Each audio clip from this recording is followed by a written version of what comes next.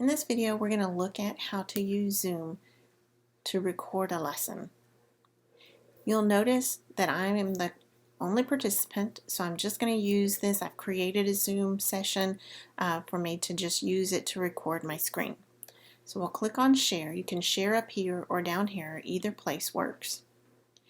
Here is my actual presentation, and that's really all I want to show them, so I'm going to just click on that for now.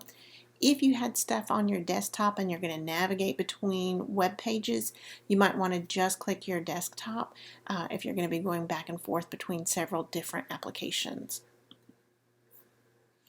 Click share. That moves all of your panel up at the top for your icons of your actions.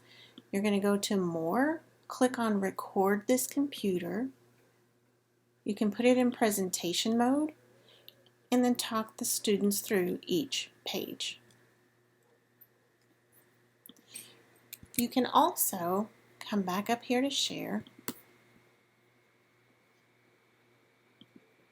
or stop share altogether. Click share again.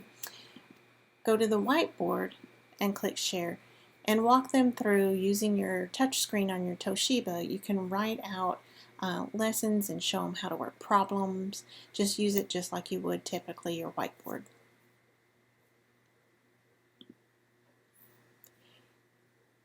Then when you're done, you can stop your recording and it saves it to your computer.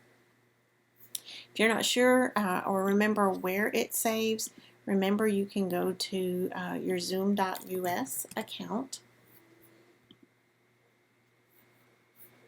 Click on meetings, or click on recordings, sorry.